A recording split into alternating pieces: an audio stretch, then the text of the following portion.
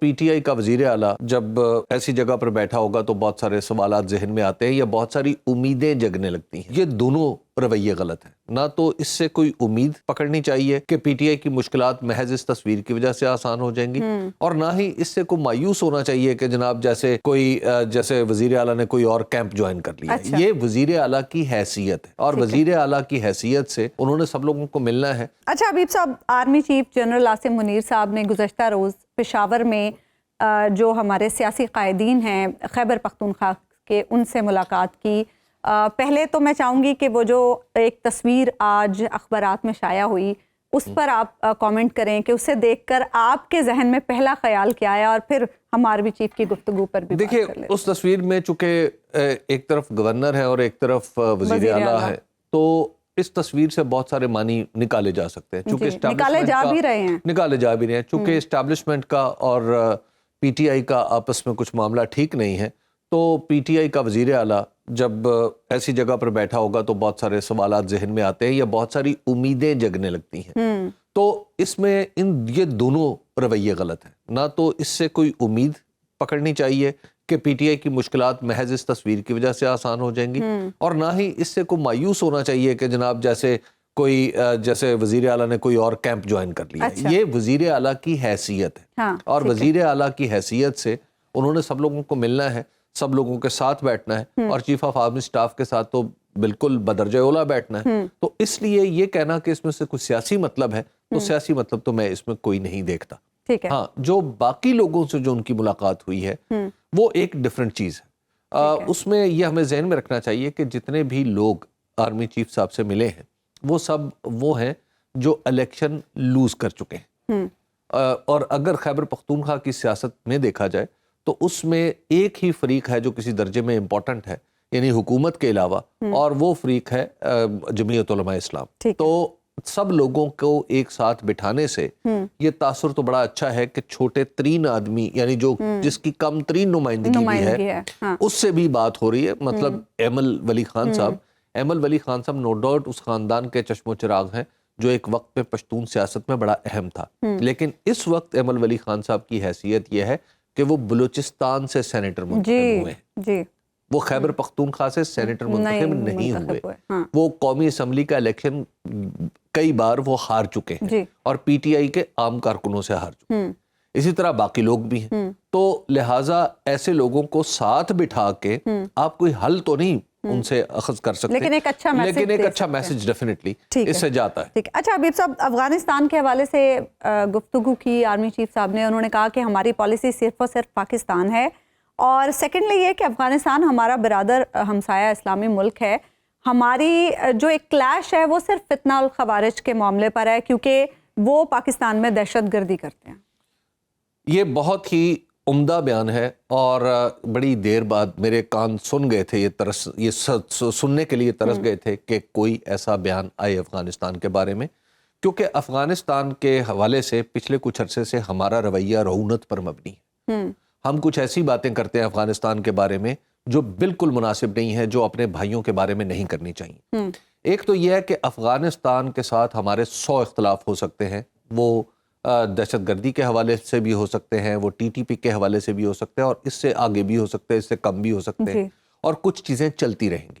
لیکن افغانستان کے بارے میں جب ہم بات کریں اور ان کو کہیں کہیں احسان فراموش ہیں، کبھی کہیں وہاں پہ یہ ہو رہا ہے، کبھی کہیں وہاں پہ یہ ہو رہا ہے، تو اس طرح کے جب ہم تاثر دیتے ہی ہے ہماری ریاست یا ہماری حکومت، تو وہ ہم نہ پاکستان کے لیے اچھا کرتے ہیں نہ افغانستان کے لیے اچھا کرتے ہیں. تو لہٰذا اس کا آپریٹو فقرہ جو ہے وہ یہ ہے، اگر کہ افغانستان ہمارا بھائی ہے اور برادر اسلامی ملک ہے، بہتر تعلقات کے خواہاں ہیں، تو یہ اس کا آپریٹو فقرہ ہونا چاہیے.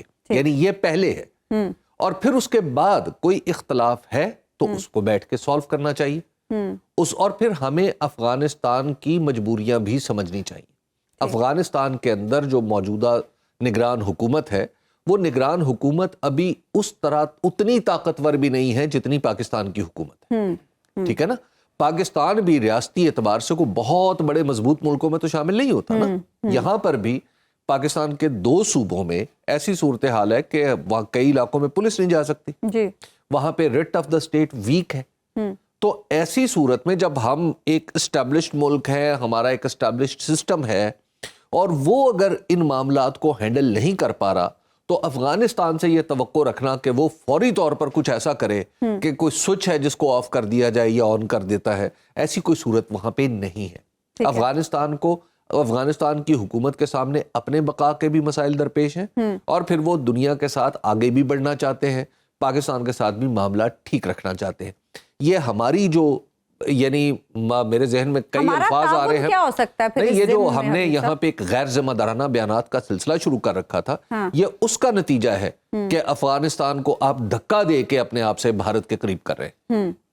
تو یہ اس اسٹریٹجی پہ ہمیں غور کرنا چاہیے, اور اس کے ساتھ ساتھ ہماری وزارت خارجہ کو بھی سوچ سمجھ کے بولنا چاہیے. یہ جو ہر روز منہ اٹھا کے کہہ دینا افغانستان کے بارے میں کچھ نہ کچھ بات کر دینا, اور ایک ایسی بات کر دینا جو ان ڈپلومیٹک ہے, یہ بات مناسب نہیں ہے. افغانستان کے ساتھ تعلق, ہمارا تعلق ایسے ہے جیسے انگلی کا اور ناخن کا. ٹھیک ہے, افغانستان کے بارے میں کوئی بات کرے گا تو مجھے بھی برا لگے گا, کیونکہ افغانستان وہ ملک ہے جس کے بارے میں علامہ اقبال نے کہا تھا کہ یہ قلب ایشیا ہے, یہ ایشیا کا دل ہے. ٹھیک ہے, تو اس کے اندر جو خرابی ہوگی وہ میں تو خود کو اس خطے میں, جو میں اس خطے کا شہری ہونے کے ناطے, اس خطے کا رہائشی ہونے کے ناطے, اس مٹی کی پیداوار ہونے کے ناطے, مجھے افغانستان سے شکوے کم ہیں, محبتیں زیادہ ہیں. اور ہم ہمیشہ سے سنتے ہیں, اور ہم ہمیشہ سے سنتے آئے ہیں پاکستان کا استحکام افغانستان کے استحکام سے جڑا ہے. پھر جب